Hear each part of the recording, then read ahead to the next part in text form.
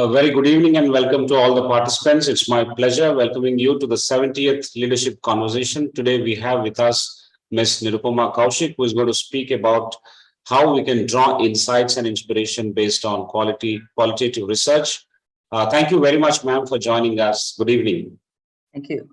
Every Friday, typically in the evenings around 4:30, we host these sessions, and these sessions are attended by industry professionals. On average, the working experience is roughly around 6 years plus for the professionals who join from a variety of domains like IT, non-IT, pharma, sports, social life, so on and so forth. And we have been having very good conversations with leaders like you joining us every Friday. And thank you very much once again on that count for agreeing to speak with us. So, ladies and gentlemen, I will now introduce the speaker. And after that, I'll hand it over back to her for starting the session. Let me share my screen, please. This is called Wise Views Leadership Conversations. As I mentioned, today the topic is unlocking ideas and inspiration via qualitative research. The first half an hour is introduction as well as talk by the speaker, that is Ms. Nirupama, followed by a Q&A session for the next half an hour. Typically, the experience is that based on the responses and the questions, this gets extended by another 10-15 minutes. That's been our experience over the last 70 conversations. This is Ms. Nirupama Kaushik. She's the consulting partner, Brandscapes Worldwide. She leads the qualitative research and innovation practice globally at Brandscapes Worldwide, takes up the qualitative offer and thus expanded the GMR practice, which hitherto focused on quantitative work. She has led multi-country projects and programs, led several innovation and ideation workshops, and has developed exclusive tools and techniques. She has 30 plus years of experience spanning ideation, insight development, cultural understanding, concept, communication, and product research, and NPD across global and regional research engagement and others. She has extensive experience across the FMCG, consumer durables, technology, and service sectors. She specializes in facilitation for innovation and has co-developed behavior change protocols. Prior to Brandscapes, Ms. Nirupama has worked in AC Nielsen, Research International, TNS, and Lowy. She has worked in the computer education sector across leading companies. Nirupama has an MBA degree from the prestigious IIM Bangalore and a master's in mass communication and journalism from Osmania University. She has received training in facilitation, ideation, and problem solving. She has led over 70 workshops and a number of multi-country research programs. She has also presented and published papers at ISOMAR, MRNW, MRSI, New MR forums, among others. She has organized national qualitative research seminars, developed training programs, and also worked on researcher accreditation programs. That's a pretty impressive profile. Once again, thank you, ma'am, for joining us. Thank you. I'll take a moment also to introduce Professor Prasad, who is on the panel. My esteemed colleague, he is the professor and course mentor for the online MBA program. He is also the director for academic wing. He has similarly 30 years of experience as an entrepreneur, as a corporate professional, and as an academician. He holds his BTech from IIT Bombay and PGDM from IIM Kolkata. He published several articles, edited various books, and presented conference papers across the country. So welcome, Professor Prasad, and thank you. With this, I now request our guest, without wasting any more time, we'll use up all the time available to give it to her, and we'll wait and listen to her, some of the insights, how she has developed her journey, and what is all in store for us to learn from her. Thank you, ma'am. Over to you. Thank you. Thank you so much for that warm welcome, Sudhakar, and thank you, Professor Prasad, as well. I'm looking forward to this. This is supposed to be a conversation more than, early on in our career, a client used to tell us that don't burn me in bar chart hell. So we don't want to burn you in PPT hell at 4 o'clock in the afternoon on a Friday. So I'm hoping this will be more of a conversation. I am going to use some anchor slides simply for, so that there's some structure to what we're saying. But a lot of this is free flowing, and please feel free to ask as many questions, and because that is more valuable than this. Also, I think a lot of you bring your own experience to this. So this is meant to be more, it's not meant to be prescriptive as much as it is in a guidance in terms of the way you could perhaps use a mindset to unlock all of the creative potential and possibilities that you already have. Yeah, so fair enough. So you could start sharing the slides, but as we're waiting for the slides to come up, this session is supposed to be about unlocking insights and inspiration via qualitative research.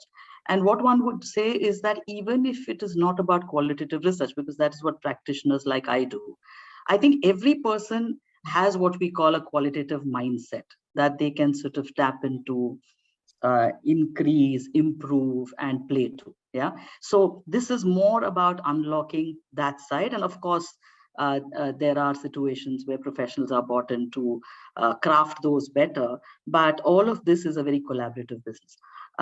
So the first thing I'd like to start off by is telling you a little story, because when we talk about unlocking ideas and inspiration, there's a lot of storytelling. The story is about 8.5 years ago when I had just joined Brandscapes along with my colleague Kavita, who's probably on the call. And one day we got a phone call from an unusual client. She had started a startup. She was looking to set up a startup in the area of online jewelry, which was pretty new at that point in time. She was in the middle of a VC funding round. And she had a brief for us, which was to say that I need to bring my vision and my passion as well as my goals alive to these funders, and I'd like to go and talk to consumers while it is at a very sort of exploratory stage. I'd like to go and understand this idea that, and she of course had a background in jewelry. She'd worked in one of India's largest multinationals in that space. And here she was at age 40 deciding to sort of, bravely set into a place which was about, and her one-line brief was that I want to talk to the contemporary women of today. And I know jewelry, but I want to give them a special experience. Now, I won't get into a lot of the details about the findings, but I think there were 2 or 3 interesting insights that we had at that point in time. And that really led, I think, the development of the brand. So the first insight was women in India obviously love gold. They cherish gold, and they probably have a lot of it. But what we found was that it was more like locked away like an asset, and you brought it into play at every major festival or function and so on. But gold was really overwhelming. It was large, it was broad, and it was quite frightening in many ways to people. And it was like an investment rather than it was a life product. The other, juxtapose that with another insight, and these were women ranging from their, about 25 up to close to 40. There were women with professional education. Quite a few of them were working or running their own small business, or at least had aspirations too. We also took a look at, how they dressed and how they spoke. They spoke like a lot of women in this country today in a combination of English and other languages. They wore Western clothes. They were comfortable with Western clothes. And they also wore what we call fusion clothes. And one of the first things that came up when they talked about jewelry was that, hey, listen, for me, this jewelry and clothing for the office are 2 different boxes altogether, because but I can't even imagine the things that I have in my wardrobe. They don't match what I have in my jewelry closet at all. At the same time, these were women who valued good things. So they were like, I'm neither at the stage where I can wear those artificial, charms, bracelets, and artificial things and go around, because those would go with Western clothes, but they wouldn't go with me. And neither am I at the stage when I need to, wear my gold jewelry on display and, show that I'm. So the opportunity that was identified was really about interpreting and teaching women of today how to pair, just like people teach you how to pair wine and cheese, or how to pair something with a biryani, or how to pair, or how to dress a table. It was really about educating women while giving them a lot of choices about how to pair jewelry that is wearable, breathable with Western contemporary. Now, cut to 8 years later, I think the brand is doing extremely well.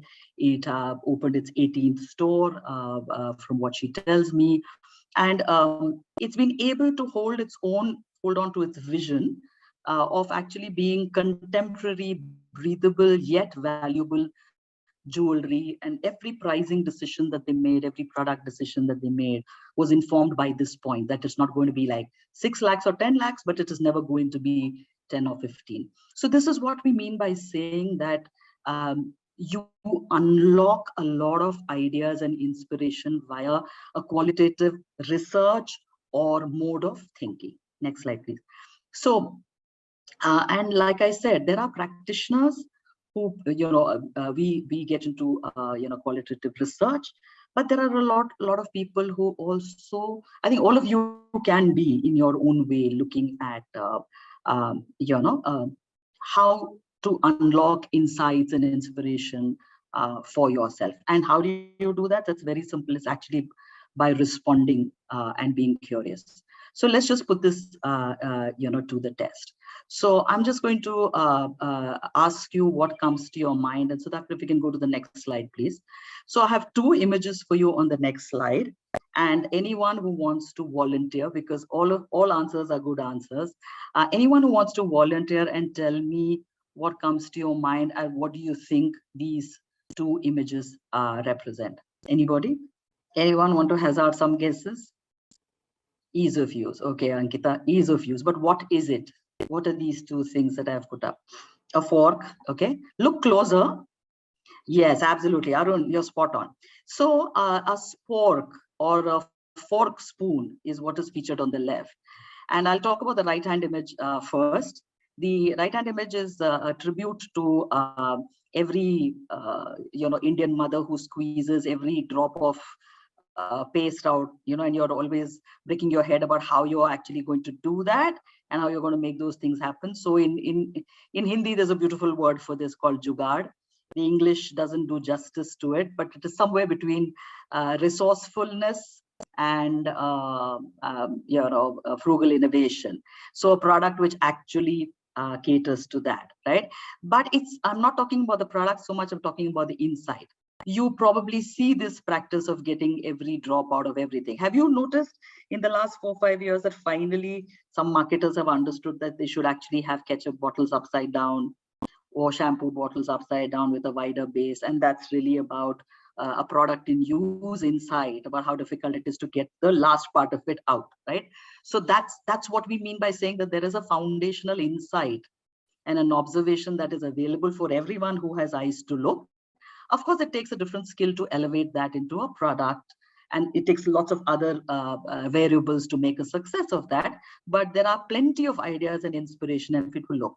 And as for the spork or the fork spoon, you just have to visualize the last time you had a bowl of soupy noodles, and you were struggling with the fork and the spoon, even if you use chopsticks, you can't get the liquid part out. And if you were wondering what you had to do, well, this product innovation speaks exactly to that. Yeah, let's go to the next slide, please. Any guesses on what is on this image? This is called Jugnu, but anyone has any ideas what this is about?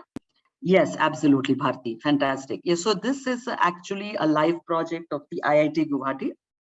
It's a beautiful inspiration. It's a product with a social mission. But I think if you just, and apart from the all innovation, like somebody said that all of this is is really, really important to be simple, but simple is never easy, right? So now just look at it from the human insight perspective. Guwahati is a hilly area. There are lots and lots of students who trek on hilly as well as forest-like terrain every day, several kilometers, and sometimes late in the evening. Those are dangerous, steep roads. There is very little lighting available, and hey presto, someone has converted that into the idea of Jugnu, like a firefly cutting through the darkness, a solar-powered backpack. But again, it's not, the innovation is absolutely brilliant, but there is always a very simple set of observations and a combination of 2 important observations in this particular case. What is the terrain, and who is that person? A student, so a backpack. So I think those 2 things juxtaposed together will give you Jugnu. Yeah. Can you see this? Now this full scope it's actually under $1 paper microscope. Okay, so it's foldable. It'll fit into your pocket. It costs less than $1, but it can take extremely accurate blood samples and examine them and give you results. So this is the cheapest microscope in the world. So again, an observation based on a human insight about the fact that if you make it easy, if you actually go to where people are, they will actually abide by all of this and be able to participate in a lot of things. So now whether the inspiration or the idea is for a social mission or whether it is for a commercial purpose is not the point of what we're debating. All inspiration, and it just might be for communication, it might be for anything else, right?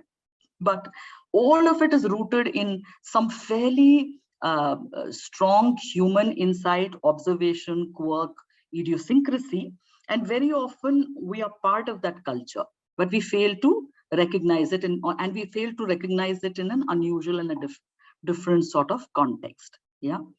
So those were some quick examples to tell you how you can, and there are many more, because all this I would just call in the space of thoughtful innovation. Yeah. Now, does that mean that this is the only way to get inspiration? No, absolutely not. People are inspired by books. People are inspired by movies. People are inspired by other people whom they emulate. People are definitely inspired by technology as well. But our belief is that one of the strongest sources of inspiration that you can ever have, and that's what Qualitative unlocks, is other human beings. It's essentially the users and the beneficiaries of whatever you're creating. As people on this call, you're working, or you're an entrepreneur, or you're a teacher and you create things for your students. It is being inspired by the beneficiaries, by your target segment, as we would say in things. So at the end of the day, there's always a big debate in innovation as to whether the innovation, because you can often have the technology, the R&D, all of it ahead. And sure thing, you can. For example, somebody has Teflon and somebody has Leva and somebody has some other technology. No problem. But the best innovations come when there's an intersection of a real human need, and perhaps that technology was never conceived of in that context, or it was, and that comes as an answer to human need, as opposed to saying, rather than saying, I use Android or I use something else. In UK, there was a piece of research that was done, everything elementary. And everyone knows that people love mobile phones. But then there was this whole thing that happened and when people, there are these oops moments when you drop it in the toilet, or you drop it somewhere and you break it, or the battery runs out. What do people miss? It's not so much the phone. They miss the memories, they miss the photos, they miss the phone calls, they miss dear people, right? So that's the core of it. It's actually about people, and everything else is around that. So going to the next slide, what we tend to look at as a lot of marketers and innovators do is really, and you can define consumer or customer however you want to. Yeah, sometimes your internal audiences are also your customers. It really doesn't matter. Students might be your customers, or their parents might be. So customer centricity is very simply that. There are many definitions. Brian Solis says it's the culture of putting the customer at the heart of everything that you do. Yeah. And what does qualitative research do? Well, obviously, it is the softer side of things. It's things about looking below the surface for why people and how people do things, to be inspired by that. I would say it's an art, it's a science, but more importantly, it's a craft. It's about bringing the everyday world of our users, buyers, consumers, target audiences, whoever you want, and bring them alive and bring them to the heart of everything that we do. Yeah. So just a little bit of context about what we or the whole discipline currently is inspired by. Well, to begin with, consumer needs, consumer motivations, needs, both met and unmet. And when I say consumer needs, it's not true that people always know what they need. Yeah, so there are many unnoticed or unobserved. So you can observe them, people may or may not articulate them. There is psychological theory that says most of this is subconscious. So when people ask you, why did you do something? Not only is it a poor question, it also assumes that you actually knew why you did. And it is not necessarily true that you know, at least in a very conscious way, of what you do. And we, of course, inspired by a lot of advances in academic discourse. Academic discourse, because this is, first of all, an intersectional discipline that draws heavily from anthropology, psychology, from behavioral sciences, from increasingly from neurosciences and from econometrics. A lot of behavior change theory comes from that. And advances in technology. Gone are the times when we had to go and stand in a village for 12 hours and 14 hours to do a piece of ethnography. There is a mobile phone available. And it is great in the sense that you are able to co-opt people willingly into doing that, right? And they are able to participate. And I'm able to hold a conversation with someone sitting in Vietnam or Ghana, even sometimes with a simultaneous translation, not requiring another human being, because technology makes that possible. So we are inspired by all of these. Yeah. So we have gone through phases in learning and adapting the discipline. First, there was a lot of conversation. So it was always about the art of talking to people, talking to them insightfully, unlocking conversations that are really, really deep or natural, candid. That was there. And we're not saying it's not there, but first it was enough, there was a lot of focus on the conversation. Going on to the next slide. Then there was a strong phase of talking about observations, about saying that, especially Indians, we are probably the worst people in the world about walking the talk. So if I had to believe every respondent I have heard in the last 30 years, no product should have ever failed, no ad should have ever failed, no concept that we ever checked should have done badly. Because we should understand that in Asian society, particularly in India, in a group scenario, we are all very, very nice to each other. And we think that there's something wrong about standing out and putting out an individualistic opinion. It is not true of other cultures. They hold on to individualistic viewpoints till the very end, right? Which is why we started doing a lot of DIs. And over and above that, like I said, people are aware of things at a conscious level. But in qualitative research, we work with three things: category, context, consumer. Category, context, consumer, and the culture of that category or that set of people. So obviously we have to unlock observation. And going on to our next slide, now where we are at, it's a happy marriage of the two, that we have the conversation about the observation, which is to say that suppose I wanted to come and interview you about something, the better way of doing that is to give you a series of very simple mobile ethnography tasks, or a small diary, or just give me a few pictures every day. That way, at the end of the fourth day, I already know who you are a little bit in terms of context. The warming up is done, and then we get into things. And whatever we have observed, we're able to talk to you about, right? Like I said already, I won't get into this details, but we use a lot of projectives, and that's meant to work because a projective unlocks the subconscious and the unconscious. So when you third person something, it allows the person to be as open, candid, non-restrained, and politically incorrect as possible. And of course, there's a lot of brainstorming. There's a lot of applying of our own hypotheses, and there's a lot of discussion, and there's a lot of believing and disbelieving what people tell you. Yeah, let's go on. So qualitative research is used in many applications, but a lot of them are about actually developing hypotheses, doing explorations, developing or fine-tuning concepts, finding what lies underneath, identifying imagery, understanding what language means. When people say value, what do they mean? How do they measure value? We did a recent study in Myanmar, and we found that because of, they have had a double whammy of the pandemic as well as the COVID, value meant very different things in different categories. In some categories, it meant that you gave me a cheaper MRP. In certain other categories, it meant that you gave me more product, 25% more product. And in yet another category, it could mean that you locked in 2-in-1 benefit. So instead of saying separately shampooing and conditioning, you gave me a locked in value out of one product. So the definitions change based on context. And most importantly, I think the use of qualitative research is to really play to the inspirational and the ideational pieces, which is about possibilities and opportunities going beyond the rational, because we are led strongly by emotions, by motivations, and so to serve as the springboard for creativity. Doesn't mean that the job is done by that, but it just means that it's off to a start in an imaginative way.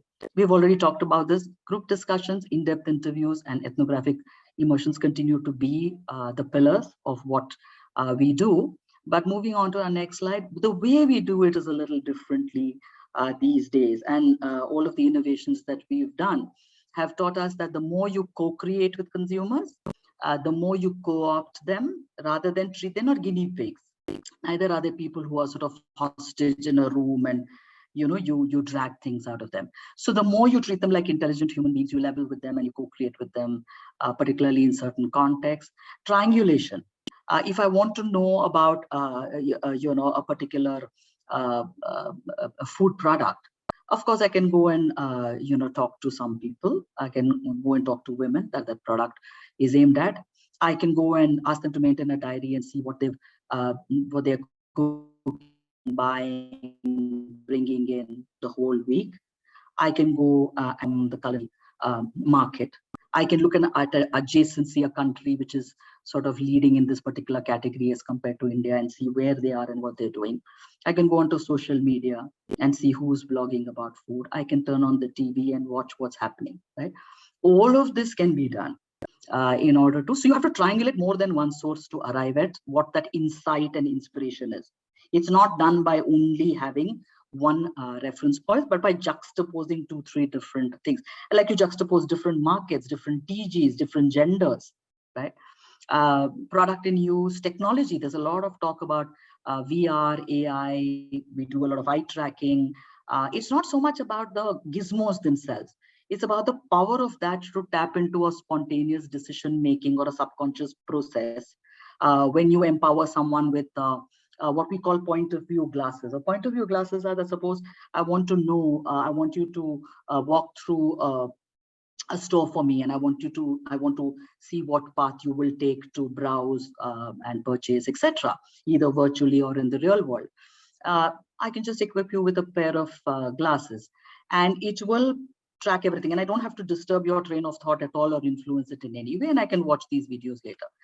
Now, a point of view set of glasses is an even better way of observing, because a point of view set of glasses is simply, it's got a camera on, it's a pair of glasses, and it's got a camera on that. And what it does is it sees what I see. So if I'm wearing them, the camera picks up what I see. It's not just a video of me, but it in motion, it shows you what I am seeing, which is the best way of actually analyzing something. And of course, there's social media. Of course, increasingly, we should rely more on visual collages, pictures, because these again play a lot more to the subconscious, and also they are not very dependent on a great articulation only. Yeah. And the entire range, whether we want to talk about insight, whether we want to position, whether we want to unlock why there is a certain human behavior, whether we want to talk about how to get our digital pages up, or how my e-com channel. We once did a piece of research where a brand asked us to look at how the brand seems in 5 different locations, offline and on e-commerce. And we could tell you it looked different every single place, which is why you'll find a lot of brands now talking about hero images, and the same images have to appear every time. If you just press search and the image that comes up, every single thing should stay consistent. Otherwise, the brand can be very schizophrenic for people. Depending on where you interact with it, it'll give you a very different feel of it. And so there's a lot of work going on around that. I'd just like to run you through very quickly, whiz you through a few examples so that all this is not theory. These are all real cases. I've masked the names of the brands for obvious reasons. But for example, this was a 3-country study, which was done in Vietnam, Nigeria, and Greece. The client is a dairy major and milk consumption. They have some great milk brands. Now, the problem was that a lot of these countries were not drinking a lot of milk in the morning. There is psychological theory to suggest that milk can be drunk throughout the day. Indeed, there are countries which drink it at different points in time. But from a habit perspective, if you want someone to make a regular habit of something, the morning. That's why if you notice the way you've been brought up, many of the things that you do in the morning. There is a good reason for that. Because if you repeat practices over and over again and create a ritual in the morning, that behavior is likely to stick. In the case of food, it's because we believe that giving nutrients at the beginning of the day will set you off to a good start for the day. That's why our mothers have been showering milk into us, and we have children throwing up on every bus in this country, but our mothers don't give up. And many of us are grown up to be lactose intolerant, but the same reason for that. So they were trying to make it a morning, habit. And how did we interpret that as a brief? Going on to the next slide, we actually have to unlock morning. Milk is a component. So I have to actually then, if I have to drive up, I think I have to first decode what mornings look like. So if you look at our next slide, what did we do? And you can click on any of those videos, Sudhakar, just for people to get a sense of it. But these were the videos that they gave us. And these are all happening, as you can imagine, that there is mayhem and difficulty. These are pictures from Vietnam. Yeah. So this is exactly how the morning looks. Of course, people have a certain feeling when you ask about the morning, they'll also give you certain impressions. But at an objective level, even they won't be able to tell you. Plus, it's an extremely busy time, right?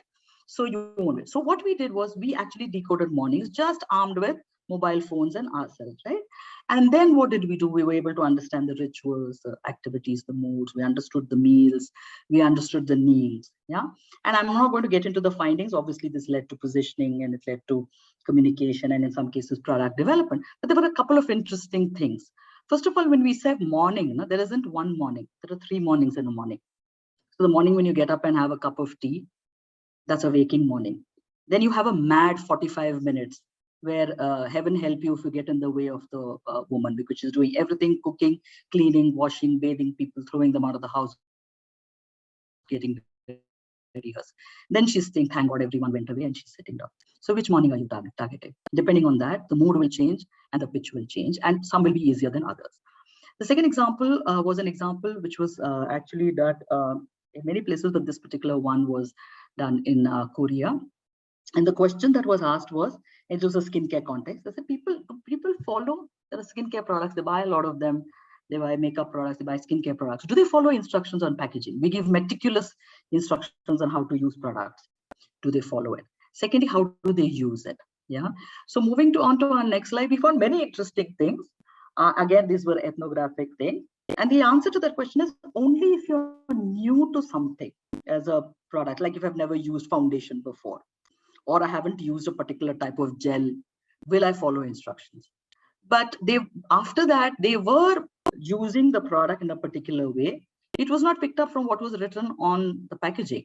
It was actually imitating bloggers, movie stars, and beauty experts. So for example, in Korea, we found that every product they were using, they would instinctively, because they took pictures at the place that they were getting ready, right? For us in videos, short videos, we gave them those with stands to take. They were massaging. Now they subconsciously picked up this thing about massaging, and the belief is massage helps to unlock the actives in a product and go to the deeper layers of your skin. So you'll get maximum bang for your buck by massaging. This was what they picked up. This is not on any instruction anywhere, but it signified something in their head and they picked it out from outside the product. Yeah. Indonesia, a study where hand wash, a critical market, a market where the brand is extremely strong in healthcare and hygiene, a market which has gone through, and this was before the pandemic, so it was not to do with the pandemic, but it had gone through swine flu and many others. So health was very important, cleansing also very important in the market. Why wasn't hand wash growing? So there was some hypothesis around it. So what we put together was what we call intervention, where you go and try and modify behavior, you try different kinds of starting points. So for example, suppose I take away your hand wash for a week and give you only soap. What happens? That shows you the value of hand wash, right? It'll unlock the trigger for you.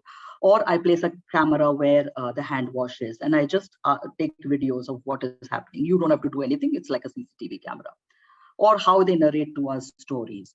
We also did 2 other interesting things. We provided them a shelf in some cases because people said they had nowhere to keep the hand wash. And then in some cases, we were also told Indonesia is a huge health program. And so children are being taught all this, and they use hand wash in school. So we thought of giving children a brief, an open-ended brief, and they could maintain a diary and see what happened when they spoke to their parents about it. Again, many interesting things happened. I'll just talk about a few things. The client believed that their product was in the bathroom. It was actually in their kitchens. Yeah. So many things change based on the context of that. So from all the stories I'm telling you, the myths get busted every single day. Don't believe it when you think that, women are very emotional and men are very rational. We've had women tell us when we researched rice bran oil in Tamil Nadu that's called tavitu in Tamil, bhusa in Hindi. So the consumer told us that, this is what we feed horses because that has no value left. Are you trying to make me pay for bhusa? On the other hand, a man who had cholesterol broke down and said that, I feel so guilty. On the one hand, I'm the patient, but because of me, they can't eat puris and they can't enjoy it. And I feel somehow I have failed them as the provider of this house. Don't box people. We did a research with people from age 45 up to 60. They didn't think that they were old. What made them old is if their health failed, if their fitness failed them, and if they had not planned their financials well, then you will become old. But until such, and if your relationships are strong. But on the other hand, this country, there are women in their 20s, they're using advanced anti-aging products which have been devised for women over 35. And the reason for that, chronologically, they're young, but because of pollution and stress, their skin is aging, and they fear that intensely. Yeah. Also, don't talk down to people. If you say one drop as a magic bullet, maybe 15 years ago or 20 years ago, people would say, okay, wow, magic, poof. Now people are going to ask you, what is in this one drop? Behavior is difficult to change, but it's not impossible. If the payoffs are high, if the pain is worth it, if the result is worth it, then the pain is easy to take. Yeah. Also in Asian markets, people try and become modern, right? The right word to use is contemporary and progressive, which means that I'm evolving from my own culture, but not away from it. In fact, if you just come and use the word modernity in certain markets, people think you're extremely frivolous. And finally, storytelling always works. Yeah. But storytelling is not some airy fairy story. It has to have facts. It has to be about the truth, and it has to be uniquely delivered by your product or experience. There are many larger trends that you can begin to tap into. There are studies about how sustainability can be broken up and made part of how can your product or service become part of it. Currently doing a lot of work on decoding the impact of the pandemic. What is actually fundamental to brands today? We used to talk about loyalty in the past. That was kind of reflexive, and you keep buying the same thing over and over again. You were a loyal consumer and marketers feel bad. But if you go and talk to consumers today, they're saying that person must be living in the dark ages. Because if you don't experiment, if you don't try out things, if you're unaware of what you're doing, then you're just blindly buying something. You have to try before you. But loyalty can be respect, loyalty can be in repertoire also. And there is a huge rise of the social media and micro influencers, right? So these are some of the things that are going over and beyond, which you tap into societal trends for inspiration, and so on. Also, finally, just one word, you as people in your capacity as working people, as entrepreneurs, as teachers, make time to meet the real consumer, even one real consumer. Yeah. And a few tips on who a real consumer is. Next slide. The real consumer is not your wife, your neighbor, or the person on the next floor. And the real person is not a person exactly like you. That person is someone who is representative of who you're aiming it at. Also, that person is, even if you're aiming your product at someone like you need someone who's ruthlessly objective about what they're telling you. And that's why a lot of researchers come in, because we have no stake in it. What people tell us, they don't, if they thought that I was making that product, they would not be telling me that either, because they're going to be polite, and that's not going to be of any use to you. So don't cherry pick people, and don't curate for convenience, because that's useless. Immerse. Don't intervene, don't interrogate. So the job in qualitative research is to find out why, but we never use the word why. Because why is an interrogation, but why should actually be understanding. Capture your thoughts. Take sticky notes. You see hoardings, you see programs, you see things, and things will strike you about them. So capture those and engage. It's like in Research International, we ran a great innovation practice, and it was positioned as the adult kindergarten. If you go through life like in an adult kindergarten, it's full of surprises, it's naive, and you're willing to be surprised in new ways and learn. Yeah. I'm going to skip this one in the interest of time. And finally, what I'd like to say is that a lot of people think that inspiration is I'll have to go to some really different place, I'll have to do something dramatically different. You've seen this image. This image is one of the most seminal images in psychology. And it just beautifully illustrates the point that for inspiration, you don't need new landscapes. All you need is a fresh pair of eyes, your own or someone else's. Yeah. And yes, that's why people tell you sleep over it, because literally your neurons sort of become fresh and renew themselves, and you will be less jaded when you look at something the next. Thank you so much for your time. Thank you, ma'am. It's so wonderful. It's amazing journey into how qualitative research is conducted, more than the how, it is the why and the purpose and what does it achieve and where does it touch. It keeps the consumer at the center of what you do. I think it has begun with that. Some of the stories that you have mentioned even before the slides began were very interesting. And without realizing, we got into the talk much before you started using the slides. That's the beauty of the whole conversation here. I'm very thankful to you for doing this. I would like to use up all the time that is available. I'm not doing any summary right now. I'll probably try and do this at the end of the conversation. I'll request Professor Prasad to straight away get into the first cluster of the questions. I'm sure all the participants are waiting to know from you and hear from you. Professor Prasad, over to you. Thank you. Thank you, Professor Rao. Indeed, insightful. I think it gave a landscape of qualitative research, which is very, very different from what perhaps people conceive it to be, even from the kind of questions that we get. I think you've brought the human element in fully. You've brought the interdisciplinary aspect in. You've brought context and creativity in, which is very, very different when you talk about research, and I think that is striking. So, ma'am, we come to the first query. What has been your journey in qualitative research, and what got you motivated to champion it? I think the thing about a journey in qualitative research is it's not like being an engineer, software engineer. No one wakes up one morning. I wish there was a day when somebody would wake up and say, I want to be a qualitative researcher. Nobody does that. You come to qualitative research. And in hindsight, the fact that I went to 8 schools, that I spoke a number of languages, that I had a background in communication, and then I did an MBA, I worked in marketing. All that sort of was brought together, in qualitative research. It's been a long journey. It's been an interesting journey because the one thing about qualitative research is there's a lot of variety. I must also say that it's been a journey where we've had to reinvent ourselves every year or two. When I came in, people would write debriefs, which were like long, they were like books and essays. From that, today we move on to a very succinct way of doing things. But I think what is becoming more and more important is the qualitative mindset. So, for example, people think that qualitative researchers, you talk about words and pictures, and those are insightful. There are people who are very, very insightful about reading patterns in numbers. Analytics is super thing. And some of the best work that's being done today is actually looking at big data alongside qualitative research, because you actually need to unlock the human element inside that. So I think it's been an exciting journey. It's also been a journey which was a lot doing oriented, but now it's a lot reflection oriented. And to be very fair, you can't get to those results if you don't work with the marketer. And if the more you co-opt someone into those processes, the more you're going to get. So it's been exciting. I think there are changes every single day, but maybe this is one profession where growing older hasn't been a disadvantage. Excellent, and very interesting too.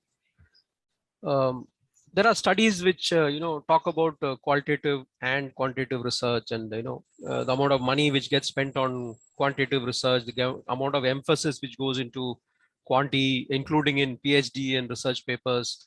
And here you have quality research, qualitative research. There's so much of freshness to it. the way you have put it across. What explains this, kind of what I would say, budgets are spent and you want to measure the budgets. I think you look at. So what explains this? Yeah. Okay. I think, I'll just give you an anecdote. I think the first time where I actually, went to present to a client, and he was a very quantity-oriented client, as we said. And I remember he said very cynically, apart from chit-chatting with these people, what did you do? Yeah. So I think from there, we've come a long way, where we are talking about insights, and we're talking about unlocking a lot of thinking. There is a certain justification for the budgets, because in certain kinds of researches, you need to be able to quantify the size of the opportunity. Okay. So it's not an adversarial position. I think in QualQuant, we always work together to come to that. What Qual is very good at is unlocking segments. But certainly I'll be able to unlock, let's say that there are 4 segments or 5 segments, but I will not be able to size them when you size them. Okay. Also, qualitative goes in an early ideation space. It is best used when you're exploring, right? Quantitative operates more at the end of the funnel better, where you're bringing it together. There is an opportunity cost for everything, So I don't think it is about one versus the others. It is true that in terms of budgets, perhaps, that has happened. But I would like to think of qualitative. The answer is not for qualitative budgets to become better, but for qualitative research to be paid better by value. When you massify qualitative, sometimes you actually lose the intensity and the power of what you have. And unless, of course, there are many markets, and if the sample requires you to do that, then you do that. But it's more about being able to make every little piece of what you do, whether it's in quantitative or qualitative. How is that triangulation going to help you? After all, there is a lot of research that's already done. So perhaps if you start from your jumping point, also if you're clear, you already have a brand, your brand stands for something, for example. There is no point in actually going and exploring in a way that is not going to be in the service of the brand, right? So it is today, I think, about being smarter. More than anything else, it's about turning around things fast. Somebody said, research is the same thing as, you've seen a drunken man with a lamppost. Does he use the lamppost for support or for illumination? So research is not about, most people do these things because they're scared to make the decision. No matter what the quant says or the qual says, at the end of the day, call is yours.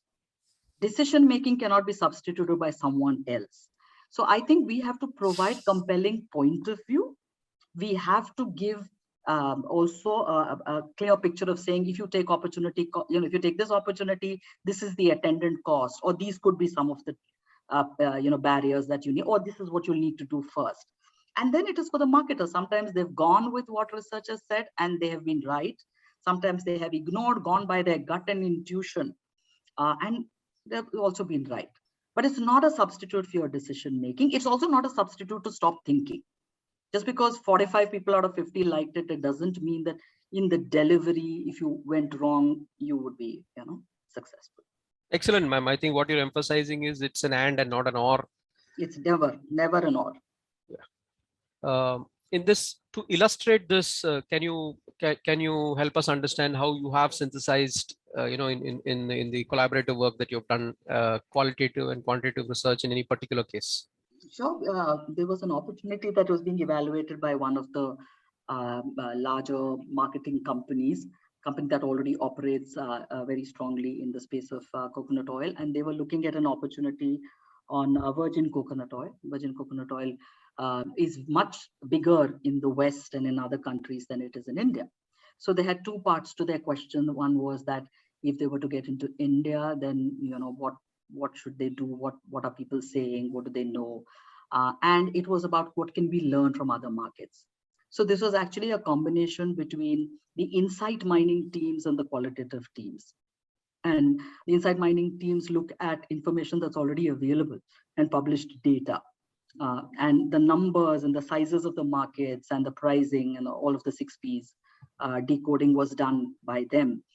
We were juxtaposing that with the conversations that we were having in India. And we thought the first interesting thing was when we said virgin coconut oil, people said that means it has less than the a regular coconut and it is less potent than actual coconut, so I should pay less, which is the exact opposite of what virgin oil is. Because what people think is purity in some cases, other people think that if you refine something, it takes away the potency.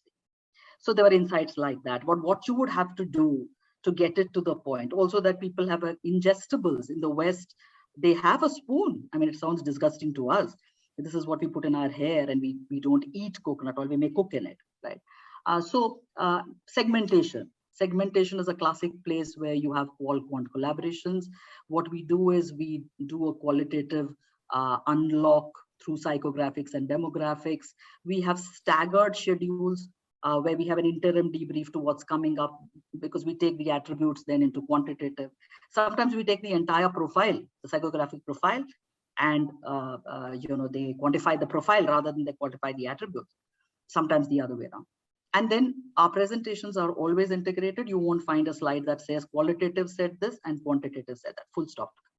They have to be integrated in terms of your learning on what you want. Excellent. So at the end of the day, both need to be integrated, and it is possible to work together, and it has been demonstrated in a number of cases from what you've said. Thank you, ma'am.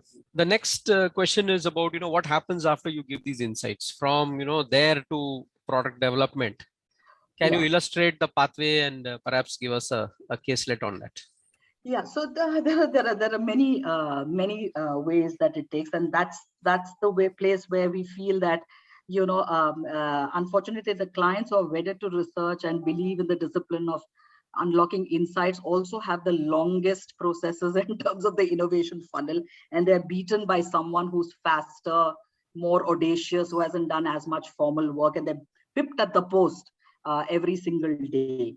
So I think now the thinking internally in larger organizations is that every organization must have, there must be like sub-organizations. Each brand should be a little eco space for you to do that. What happens from the inside processes normally is that it goes into what we call initial concept reading.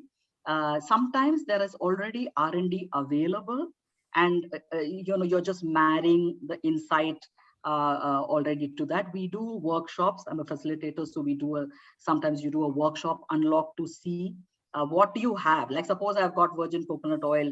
These are the insights. Do I have a product line that matches or I can acquire in order to get to that? And then it goes into full concept development in many cases where, with the pricing and so on. And so roughly in an innovation funnel, I'm just over simplifying. It's more creative, more exploratory in the beginning of the funnel, more middle of the market, belly of the market, and more quantified at the end. But today what has happened is everyone has, and I think digital has done that. In digital communication, it is like you come up with something, you get a quick feel of it, but you go ahead and do it. And if it doesn't work, you come up with something else. So we learned in business, one of the few things I remember from business school is the value of perfect information is zero. Nobody actually has the time for you to finish it. Like in the old days, you finish it all and pakka reading on it and so on. You've got to be at like what we call semi-khichdi stage, 70% with a strong gut and point of view, and take it from there. The rest of the 30% can come later, and you can modify. You can get informed by that to modify. But rather than, if you sense an opportunity, get in there first and modify your path rather than, stay behind and say, no, I'll wait. Because you'll be pipped at the post by people who you least expect, actually. Excellent. So something like, fail fast, learn quickly, minimum viable product. Pick yourself up and bite size it. So don't make a huge thing like you used to do test markets. And digital makes it very easy because people are so, their span of attention is so low and they want things to be served up fast. So it's easy for you. Excellent. In the conversation, you mentioned about a startup and a lady who came to you with a particular problem. Now, from what you say, this looks like, very, very useful for startups. But what have you seen? What has been the experience with startup here? Is that from where you get most of the projects that come in where people invest? I wish, because I think that they make great, they make great case studies for us, because they're the people who actually translate between insight to action the fastest. But unfortunately, I don't think that every startup does that. Having said that, I would say that one advantage that startups have is that first they have a lot of passion, and that the passion has been born out of some deep understanding of something. So I think that part they get right. I think where most of the maximum problems are that when you scale up, how true you stay to your original vision of what you do, and how often you take an objective check on what is it that you stood for and how you have course corrected. So I think that there is a lot that can be done. It also means that perhaps the kind of research that has to be done is much less formal, faster, that fail fast and early kind of a thing, much more what we call sequential recycling, where you try out different things. So probably it's a closer to a innovation kind of, they tend to do it at the early stages, but I don't believe there's a consistent graph, and everyone knows that you need to track whichever way you want to track. But you need to do that, because otherwise you find that you're burnt out, or your original consumer is now, because your consumer is someone else's as well, right? So it's, I think only in the marketer's mind, they think that, only the marketer, remember that your brand, only you live, breathe, sleep your brand every day. Ordinary people don't do that. They do many other things, right? So it's always going to be negotiated loyalty. So the more you can give yourself object, because the plus point of a startup is passion, but I think the minus point is blocking of feedback that is potentially makes you feel, worried and nervous about that. You actually need to set up a system like that to get honest, objective feedback. It doesn't have to be qualitative research, but it has to be a way in which you are able to see the market reality better for yourself, and it keeps changing very often. So we need to keep track of that. Fantastic, ma'am. I think the criticality is that there is a utility in scaling, and one needs to be very open to feedback here. Yeah. A last question in this cluster is about the role of leadership in this entire process. I think it's hugely important. I think any of the successes that we have seen, and any of the and the failures also that we have seen, are because there was a person who held on to the red thread throughout. There was one person who who believes it's their job to keep reminding you about why we got into this. Because when you transform from the process of the purity of the insight and the vision of the brand and the startup and the product, and to finally think, then a lot of other things start kicking in. And there has to be this one person and also losing faith very quickly. So you might scale down and scale up or whatever, but completely disbelieving or completely getting out of things very early, that I think the difference is a leader who persists versus that. And I think leadership itself has changed a lot, hasn't it? It's a lot more collaborative. It's about teamwork anyway. So it's not about one person's thing. And I think one of the best examples I heard from a leader was, they said that the best leader is one who actually brings people brighter than you. Because your job is to be the leader and their job is to be the best at what they do. So you actually have to bring people who are extremely bright at what they do, and bringing them together and playing. So leadership is really important. It's also that the ability to sort of negotiate, all of the financial and other things, and be able to fight those battles at the highest levels. I think that comes from conviction. It doesn't come very easily, especially if the numbers are not looking at. So it's definitely about, it's about intuition, and it's about definitely about holding on to your vision. You have to first be convinced by your own insight and vision, first of all. Fantastic. I think a lot of dimensions about leadership which have been highlighted. We come to the end of this cluster. Thanks a lot, ma'am. I hand it back to Professor Rao. Thank you, ma'am. It's very interesting. Looks like the time is not sufficient for us. We should have actually scheduled a longer time for this conversation, given the topic and the details that one can get into. It's, after all, about drawing the insights. Now, one takes time to explain that, and probably one is expected to give that insight to the audience. So I think time is a very important determinant in the whole conversation. However, I'll move to the next cluster with a very quick set of questions, but you can take your time to answer whatever time it takes. These questions are more in the application orientation. But however, I'll ask all the participants, in case they have any other questions, they can key in the chat box, and we'll open the window to make you ask the question directly with the speaker. Yeah. So, but meanwhile, I'll take one or two while they raise their hands. Ma'am, what are the digital tools that some of the working professionals or the students who can use this to undertake qualitative research? And where do you think they can use in-person research, and where they should use digital to conduct this research? There is no hard and fast rule about where you should, but it's about understanding the culture of your country. So today, in terms of access, I remember in the height of the pandemic, we worked with J&J on a very, very sensitive category of babies, right? And mothers in the middle of the pandemic, right? With 3-month-old, 4-month-old, 5-month-old. Now, if it was not for digital, we would not have been able to access these mothers. And when I say mothers, these were not mothers only in Bombay, or I think there were mothers in Guntur, in Vijayawada, in Hassan, and in Jaunpur. These were mothers down the line. So the great thing about internet and about digital is it allows us to have the conversations, right? Having said that, you should know the culture of the thing. So as a rough rule of thumb, younger people, the millennials, the working professionals, what is important for the researcher is the quality of the conversation. The rest of it is just detail, right? Even today, if you look at anyone over 40, they prefer face-to-face. They say, I love to come in and have a chat with me. And they don't mean turning on a video call, right? So that is the culture of something. You understand the culture of something where you sit down and have a conversation. Women like that. So I think digital gives us access to like suppose I ask any of you busy people, if it was digital, because of digital, we can make this conversation happen.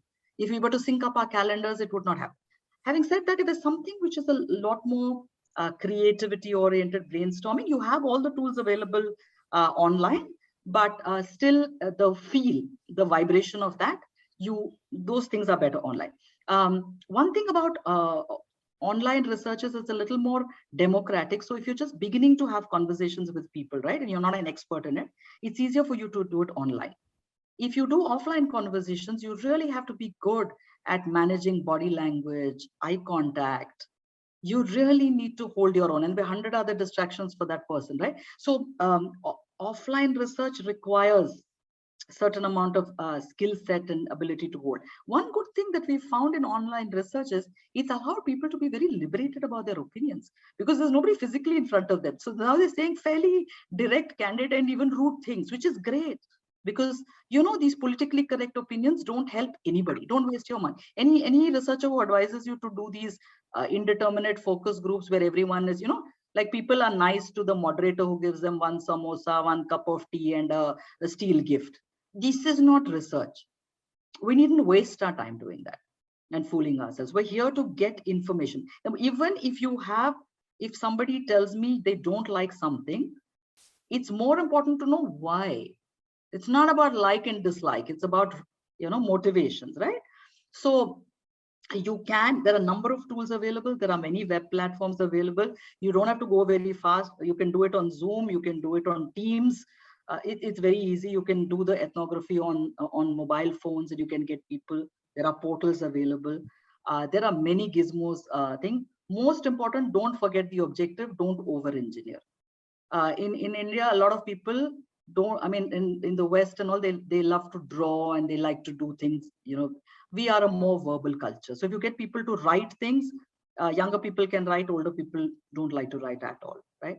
So keep it simple. There is a lot of facility available for you, but those are the tools. Those are not you won't get insights because you do something digitally or because you do it offline. It's how you do it that's going to give you something. It is not the mode of the research that will determine or achieve your objectives, but it is the right kind of questions to seek the motivation behind their decisions or insights. The purpose is to capture the insight. Wonderful, ma'am. Thank you very much. I'll quickly move to the next question. And is it preferable to do qualitative research as your first attempt towards research? So the question is, should we do first qualitative and then quantitative? That dilemma. So there are certain, it depends very much on the marketing objective, and it depends very much on the comfort level of people who are involved. Whenever you don't really have a very good lay of land, you actually sometimes do the qualitative first, even so that you can get a handle on what the quantitative should ask, right? Because it's very amorphous. If I tell a quantitative researcher, okay, I want you to just tell me what are the feelings and motivations they have around this, in a very exploratory way, and about a category that they've never heard of, or something that they don't think about very deeply or so. So it's kind of difficult to do an unlock on that kind of a thing, right? Also, if your purpose of doing the research is to get ideas, then you will probably, because what you'll do when you get ideas is that you will not go to the very typical person, right? You might then represent someone who's more creative, more articulate, more. That's the purpose. You're not trying to do the average thing, right? But there are situations where the reverse is true. So a large scale quantitative is done, for example, and the client says that, okay, now it has shown me that there are 3 key segments.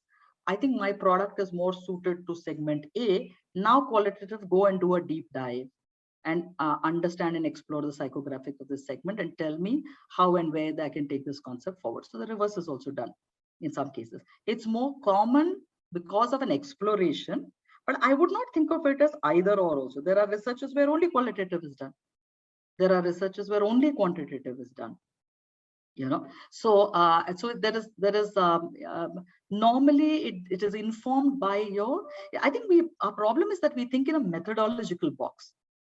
So when you go to a doctor, are you going to ask him that, will you give me acetaminophen or will you give me?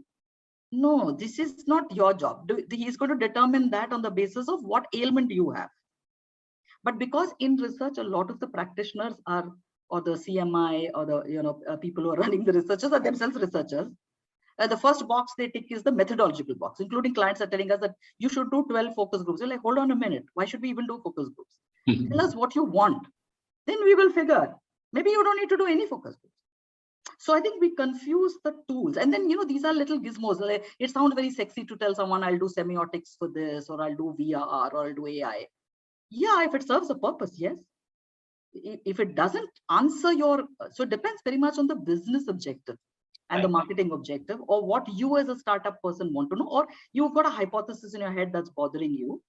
It's easier when you have a few questions to ask, smaller questions to ask. You don't want to do a very major thing, then you do a quick check. Wonderful. I think you have again nailed it. It is neither, it's not either or. It is once again based on the objective of your problem or the business objective. We can choose the methodology. It's like a patient going to a doctor and asking what kind of medicine you will give. Share your problem and let the experts decide. So that's the answer. Thank you very much, ma'am. That's very wonderfully explained. The next question from the audience is that a lot of times these making sense of these insights or understanding the insights largely depends on the perceptual framework of the researchers. How is it reliable and scientific? What are the checks and balances available? I think this is from the point of the view of the business that one is raised this question. Yeah. So first of all, insights kilo ke bhav mein to bikte nahi hai. Then it should be that if I write 70 slides, you've got more bang for your buck than if I wrote 30 slides, right? So insights kahin pe bikte nahi hai. That's rule number 1. Second thing, insight automatically aata nahi hai. They're crafted. So every single insight is iterated several times before it can get to the, like when somebody says, just do it, do you think they just came up one day and said, just do it? So, and it is a collaborative effort of not just the researcher, but the other teams that are involved as well. But the researcher will hold up the consumer truth part of it, right? That will be balanced, let's say, by the tonality of the brand or something else, right? So it is not about whether this is right or wrong. This is what insights are. It's like a penetrating observation that makes a lot of sense to you, right? And that point in time, it is something which is both meaningful. So I'll give you an example. Many years ago, we researched 20 odd years ago, a brand of scooters. No? And TVS is one of their best brands. At that point in time, they came up with Japanese technology. They had many, many bright colors, and they came up with a lovely ad to put all this together. And we researched this ad. It had one lovely jingle which says, oh, what a beauty, everywhere from Kanyakumari to Ooty, there is a scooty. And then it signed off with a line about the dream machine. And then there were these Japanese girls on all these lovely, very good looking girls on very good looking bikes. And then we went and scooties, and we went and researched with a bunch of guys. And theoretically, all of us felt that all the insights had been ticked, because yes, Japanese technology, yes, colors, very smart, yes, and catchy music, great locations, should have been hit. Group after group, there was this sense of like, it's okay, but, and then finally, and I still remember him, and I think it's more than 20 years ago. He said, madam, can you please tell me who came up with this? I want to slap that person. Like, why? So he says, madam, you know, how can you call a scooter a dream machine? My dream is a motorbike, ma'am. A Harley Davidson, a Rajdoot, right? A Kawasaki Bajaj. But my father is saying that you will go and die on some highway. So I'll give you the scooter. So a compromise को compromise ही रहने दीजिए, उसे dream machine कह के इसकी तौहीन मत कीजिए पहले. First. Okay, that's point number one. Point number two, and he said you may have thought whatever you've thought, ma'am, we love Japanese technology, we like their VCRs, we like their TVs, but we prefer Indian women. So penetrating insight coming from the consumer about, so which is to say that we would have thought about it in a particular way, but at the end of the day, it's not about us being right or wrong. It's about the intended beneficiary of that and how it lands over there. By the way, an insight becomes an insight only when you keep sharpening the axe, right? When you juxtapose two things, and it's a lot of crafting is involved in that. So it doesn't come to you in a day, but you have to play to your gut. If you average everything out, right? Then if you become all things to all people, you are nothing to nobody. You have to remain a little sharp and polar in an insight. Otherwise, you will be like acceptable to everyone, but not desired by anyone. Excellent, ma'am. Thank you very much. I think these insights, as you mentioned, are obtained over iterations, are obtained, they're crafted, they're refined, sharpened over a period of time, and then this is actually holding up consumer truths and is going to be useful. And those insights probably will help you differentiate your offering, and that's what is the purpose of the business. Correct. Wonderful. The next question, ma'am, I'll take up is, I mean, this is a very, even Professor Prasad can answer this question after you have responded. Despite volumes of published research, why are most innovations in business coming from startups than the universities? Because somebody sees a problem and the other person sees an opportunity. Somebody says that, hey, I've got a gut about this. Yes, okay, I'll use the information as a guideline to see how easy or difficult my task is. So I was asking people, I was asking the reverse question to a friend who heads a VC, and I said, how come you give so much money to these fellows? You know, and then how come after that sometime they have all these problems? He said, because when you meet a person with a passion, you actually go after the passion, because if that person was thinking completely logically, they wouldn't even be doing what they had said that they would be doing, right?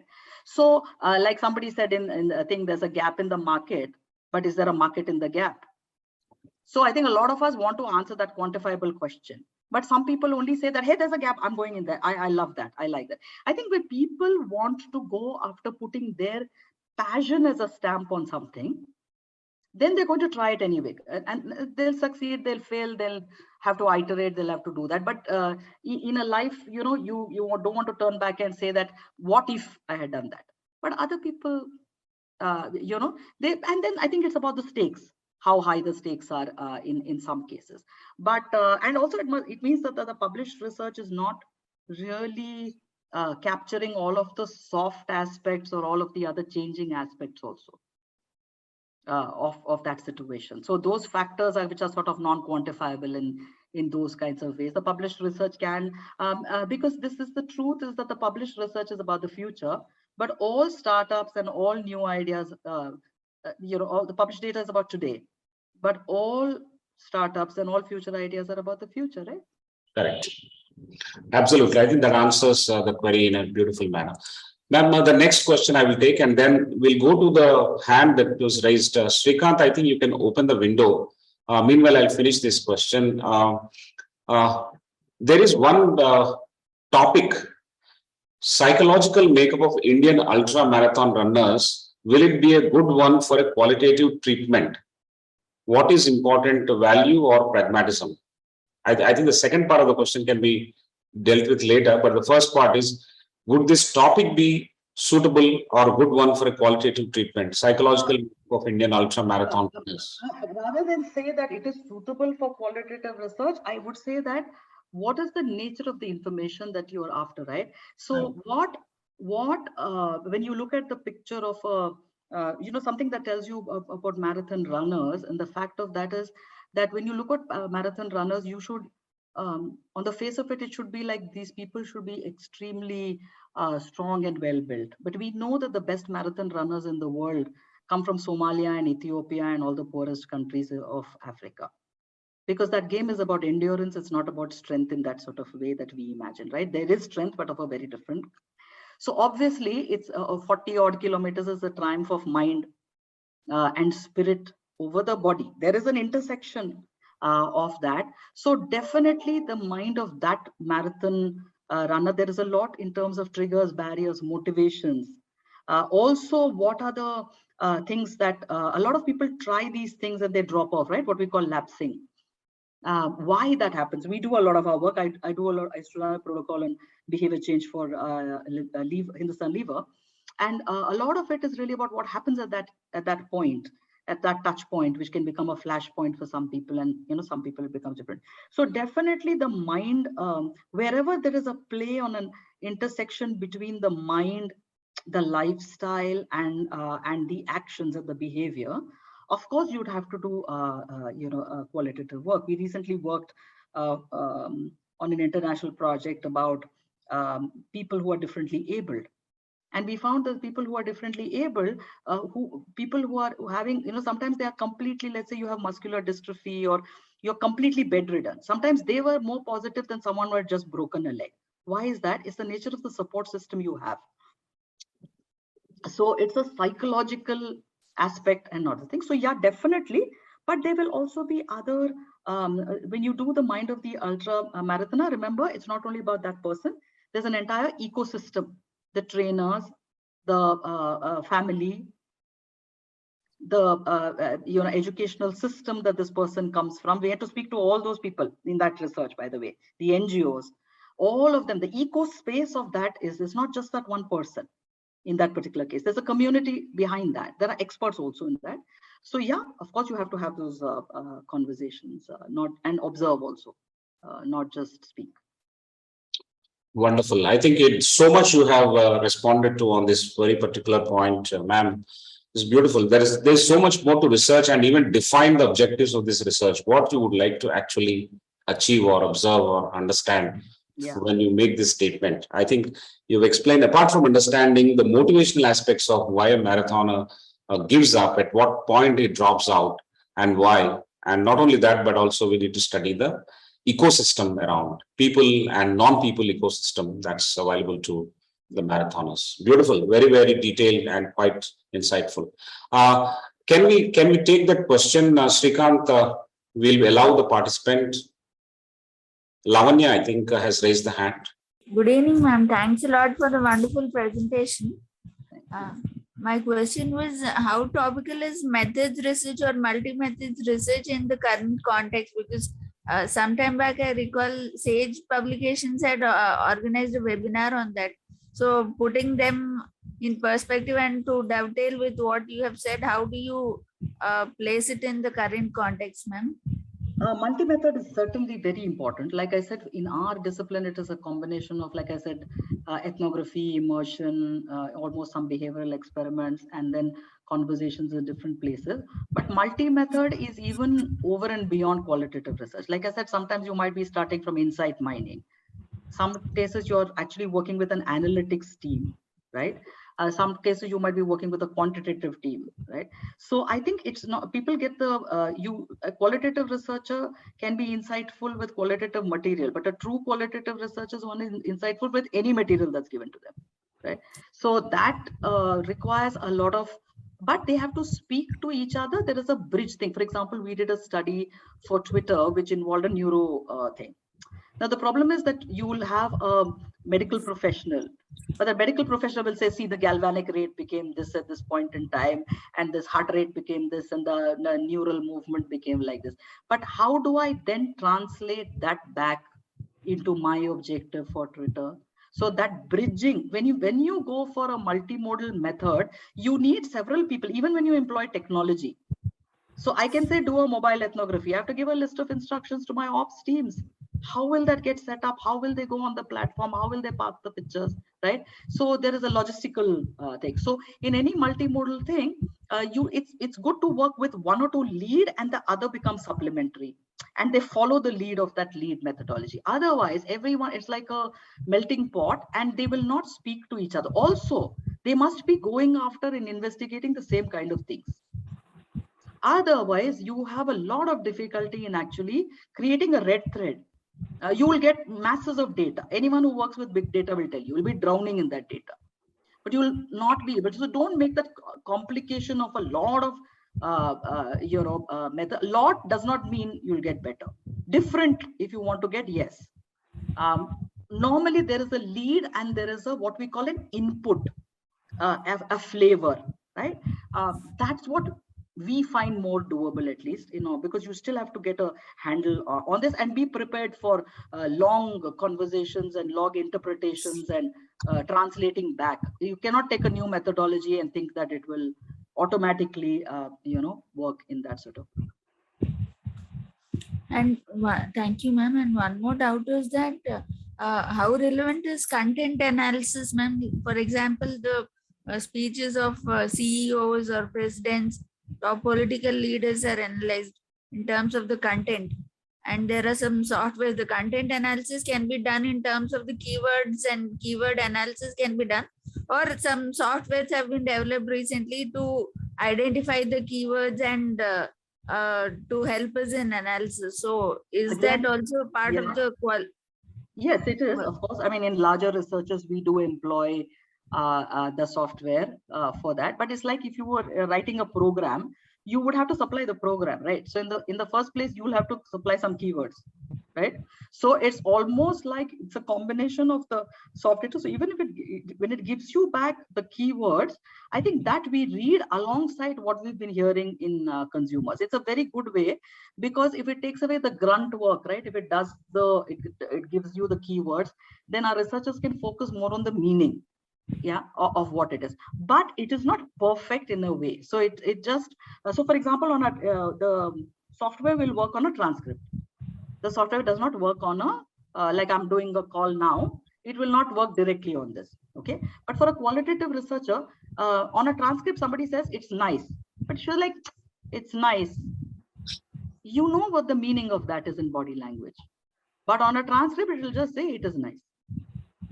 So the problem is that you don't get inflection and you don't get that. And also very often the judgment of the researcher has to be there in terms of people say something, but they mean something quite different, right? So for those things, but very useful in actually helping us to create the key buckets and themes. Okay. And to your other point about speeches, etc., it gives you a sense of what are the dominant themes. It gives you a sense of, where is the maximum traction happening. Yeah, but it will not be a substitute for the insight, because you still need to know in what context it was said, or and whether it was, and it depends too much on the fact that you should have had a really good transcript, which is also not true. So in the good old days, we would just sit and we would transcribe directly from tapes. And I think what happens is you do some transcription. If you attended at least one interaction live, then you can still make sense of everything, because you're not able to anchor. You're not able to anchor, what you've heard from, because people say a lot of things. So that's the only thing. Because of speed and time constraints, you're going to see much more of this, but it may not, it may lead to convenience. it may lead to speed, that it automatically translates into insight and point of view that I differs, unless you have a human input. Thanks a lot. Excellent. Thank you, Lavanya, for raising this question. And now I'll probably request Shweta Anand to ask a question. Can we allow her, please? Yeah, please go. Yeah, good evening, ma'am. Good evening, sir.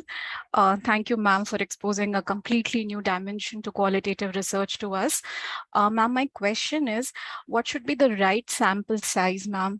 Because in your presentation, you said reaching even one single right person is good enough. But how do you validate it, and how, there will be issues of bias, there will be issues of validity and reliability, how it will be proven then, ma'am, that it is statistically accurate, the findings are, So those are two completely different things, right? So in quantitative research, that's the place where you scale up everything, and that's the place where you quantify everything, and that's where you put it to the test of that, right?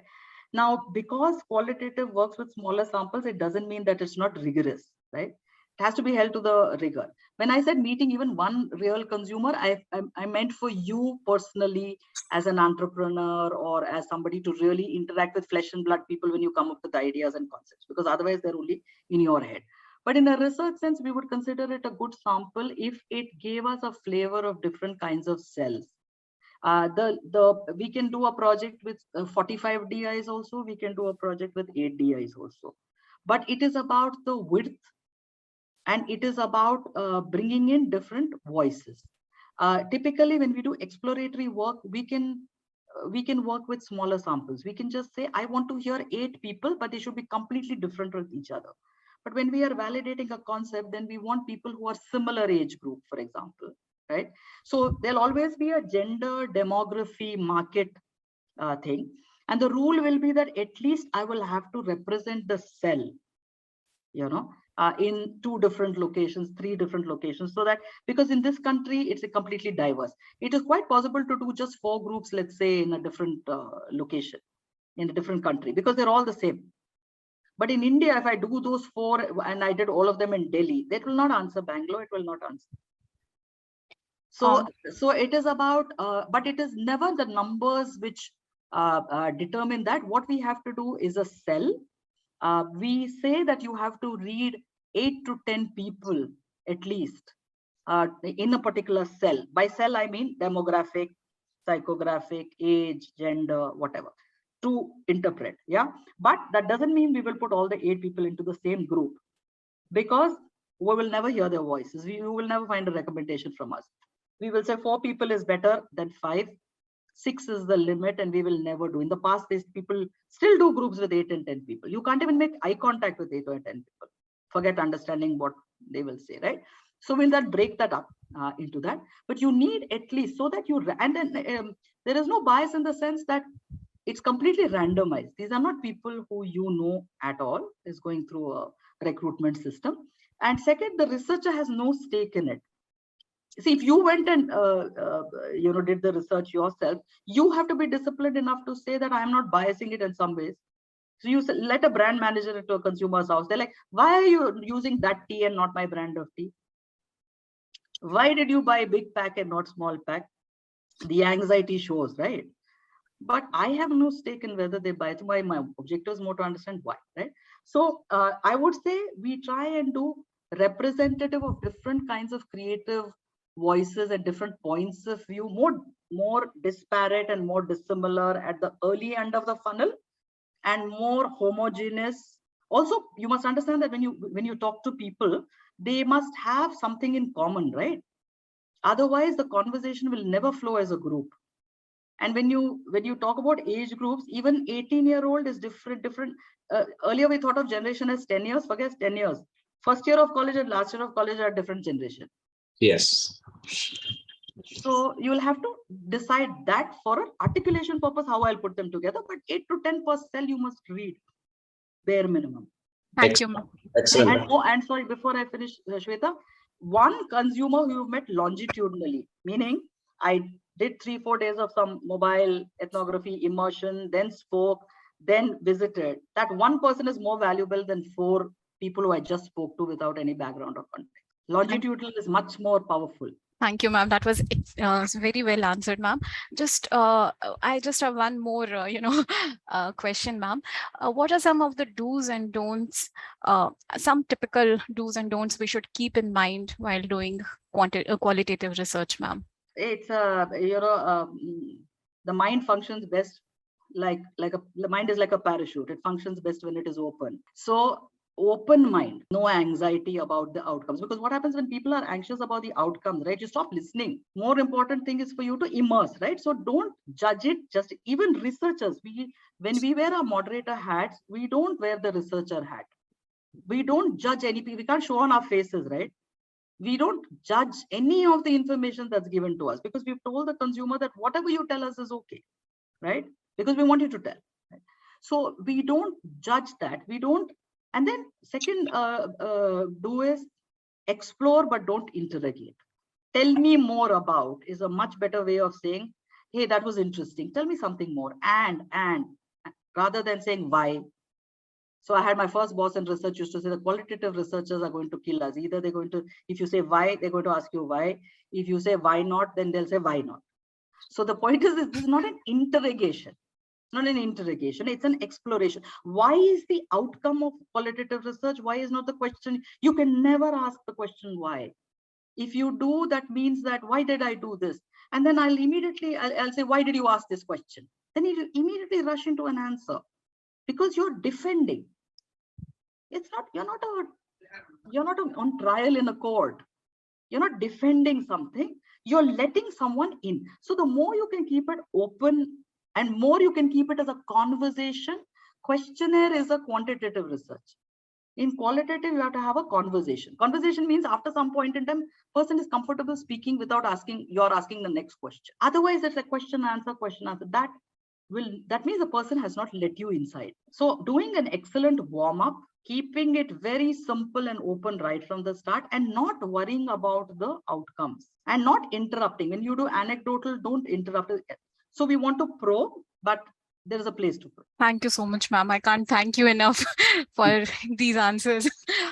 Thank you, ma'am. Thank you, sir, for the opportunity. Yes, ma'am. I can't thank you enough for this wonderful answer that you've given. So good. Now, very quickly, I would like to ask Professor Prasad if he has anything to respond to why there are so many innovations from startups than the universities, in spite of voluminous published research. Yes, I think it is the dominant philosophy currently going on in research, which is leans towards quant. There is always this fear of, is it established, that kind of thing. So we see that across the globe that it needs to be. I mean, we saw it a lot during the pandemic about drugs. So people don't, at least they have some fig leaf there that this is how it is. I think what ma'am has done, very important part, is to open up the context around it. I mean, that is somewhere, if you think about it as something that people abide by, there are a lot of things around it. And I think that culture is something which is missing. I remember our founder, Yashasvi sir, who said that we need to start qualitative research PhDs in our institution. It has not happened till now, but he said that we need to start qualitative research in our institution. So it is the dominant philosophy. You get your points based on the publications that you do if you're in academia, and you won't get those in those kind of journals. Those journals will look at quant. So there are a lot of momentum for quant. And I think in the case of startups, it's like the Nike thing, do it yourself, do it, Right. kind of thing. And that is energy. That's a lot of energy and a lot of passion which is flowing in. Academia the passion is there, but it's at a slightly more abstract level. So I think there are these two worlds, and we have to figure out what to do. Right. There's no perfection on either sides at the same, because there are results that talk about what methodology one has adopted in terms of showing a lot of passion initially and blocking, say, feedback, as ma'am has explained earlier. Blocking feedback from consumers will not help us. I think that way startups also have not taken it up properly. And similarly, academia also have not got beyond research. So both are to be blamed. I think we need someone who can integrate both and probably see both, how to convert the problem into opportunity, as Ms. Nirupama has mentioned in the initial stages. So wonderful. But would you like to also ask your question to ma'am about education, Professor Prasad? And Absolutely, absolutely. I think, this is a subject which is very, very interesting to learning. Not correct. so much to teaching, but to learning. Yeah. So my question is, how can teachers use qualitative research in education to make learning more effective? That is a favorite hobby horse of ours, and that's why we have all these conversations whenever anyone invites us, because we think that this discipline is extremely amenable for people to work hands-on, and to work in small teams and experiment and pilot and try, and use different starting points, right? And we've had lots of people who've learned how to go out. I mean, I can say that if there was an organization which mandated at one point in time, like Hindustan Lever, that on a particular day in a year, everyone from the chairman down went and met a consumer, surely we can do that, right? So I think that what would be great is to bring the contexts of, because there's a lot of wonderful work that's done in academia. We use a lot of those theories, but then we find that we have to adapt them to our practical purposes, right? So if I'm using a Hofstede, or if I'm using a behavior change theory, whatever, I mean, we are hungry to hear and know what kind of frameworks we can adapt and use, and what is the academic thinking, right? But it needs to be also like a case study or an experiment. Be prepared for a series of iterations and pilots. You will not get to perfect answers in one thing. But I think if you can encourage people to do more, that I've seen a lot more courses, or a lot more MBAs, or a lot more postgraduate thing, where there are at least whatever researches they're doing, there's a part component which is based on whether it is the consumer or the expert, or whoever it is. Also looking and analyzing social media, and picking up a lot from what is going around you. Mostly I think it is about, you are a consumer at the end of the day. So every time we do that, we just take off that hat and wear another hat. If you just respond to that, and even look at what is going around you, then I think that will happen. So I think academia itself is extremely open nowadays about trying and experimenting things, and we won't have all the answers, to be sure, in advance. We'll have to try some of them. From our experience and intuition, we can tell you that some will work better than others. But I think it's like about Brandscapes, so our CEO, our chairman, Pranesh, always says that Brandscapes is permanent pilot mode. And that's a good position to have, because then, and you're responding to the newer methodologies and the newer thing, but then the newer challenges as well, right? So I think when you do this cross fertilization, person from an academic, non-academic, and with qual quant, different kinds of skill sets, and you work together, and the students who can actually sort of do that. I think that is really, really important. Excellent, ma'am. I think this permanent pilot thing is extremely valid in education. Like when we started the mobile ethnography thing, we call it Mobi Ethno. So he said, see, this is like version 1.0. Then we did it, and then we worked on something else.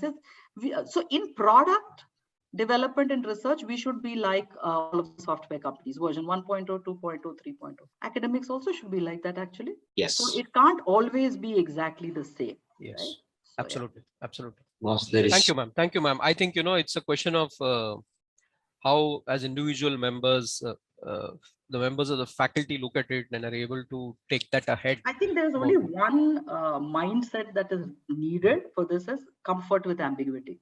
Comfort with ambiguity. Because you're not going to hear things which are, very cut and dried and exactly winners and losers, and this is right and that is wrong. So your ability to work with different, sometimes contradictory pieces of information, but you do that in academia also all the time. Great. So comfort with ambiguity is needed to deal with it. Thank you, ma'am. That is quite a statement which hopefully opens up a lot of minds. Thank you. Great. Thank you very much. Can you hear me? Yes. There is a power disruption at the place where I am actually hosting this from. I hope you're not able to see me. We can see you. Yes, we can see you and hear you. Yeah, I can't see you. Well, even if you can see me, that's great. I have one hypothetical question. I think Sanjay is raising his hand. We will allow him only if he finishes in 30 seconds. Sanjay, can you please raise your question? You left the room. Fantastic. My question is a little hypothetical, ma'am, and this is the last question, and we'll wrap it up after this. The question is, what is the impact of a pandemic? Everyone seems to be affected by pandemic, and there's been a lot of affliction in terms of hospitalization, in terms of suffering, in terms of losing a loved one, nearby, near ones and dear ones. A lot of afflictions have taken place.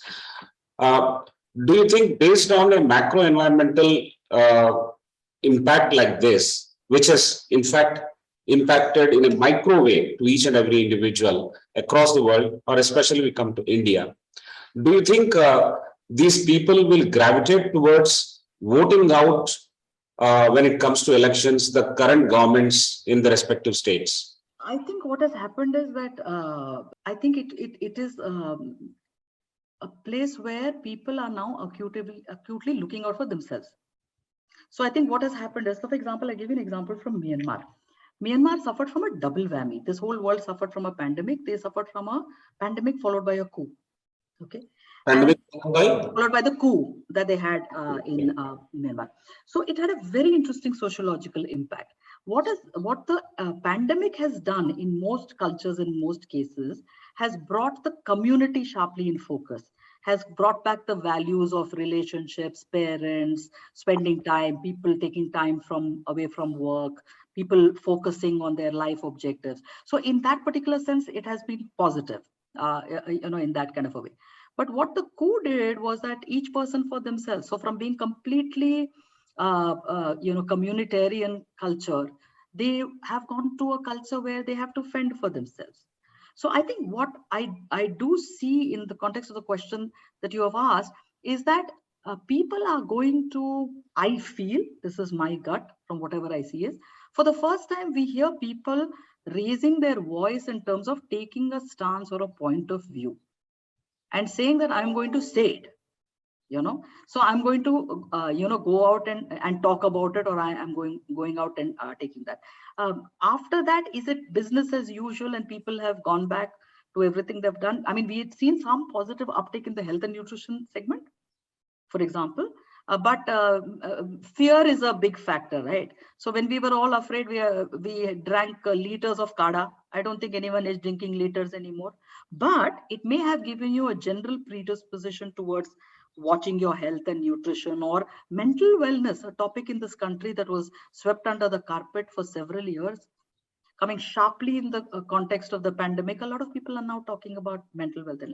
So I wish that it meant that people would then automatically become much more empowered about their decisions and therefore go out and vote and do what you said. It's true that they will hold people more accountable to the day-to-day elements of their life in health, in roads, in infrastructure, and all of it. But that apart, I think it's going to be about each person, for themselves, in terms of some people are going to completely transform the way they live, and the others are going to go back. In fact, in China, they went back with a vengeance to what is called revenge shopping of all the luxury brands that people are flying out of every plane that they can find, right? Yes. So conspicuous consumption by no means over. You're making up for lost time, right? So I think in those things it will happen. Where they're going to speak out, and if the issues in voting were really around, not identity and things like that, but if they were around issues about health, infrastructure, children, education, if they were really strongly around that, I would think that. But those issues in this country are more in the local municipalities. They're more about, who's your local ward representative, and why is the road clogged, and why hasn't the garbage been picked up. You will see a lot of those citizen action things happening over there, and that's good and that's great. I'm not sure that it taps into the electoral system, which is a much bigger and a different kettle of fish altogether.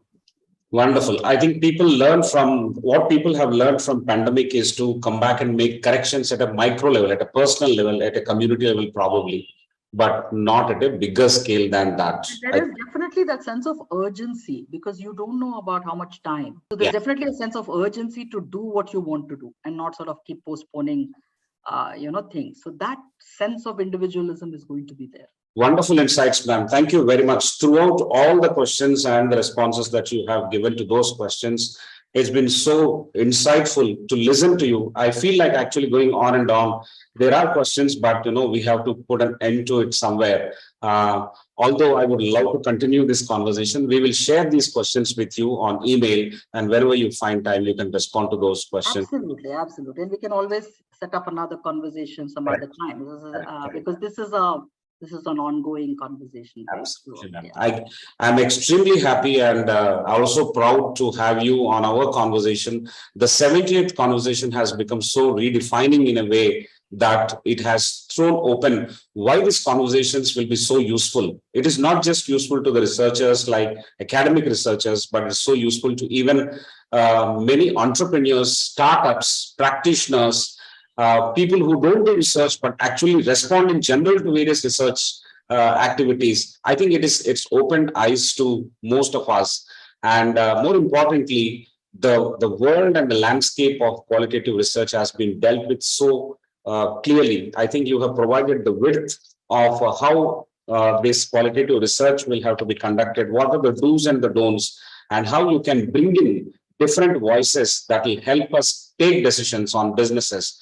It could be social issues, it could be government public issues, it could be commercial issues. But I think a representative voice based on that, how a decision making can be made for the benefit of the beneficiaries is the crux of the whole conversation. I think fantastic viewpoints that you have shared with us.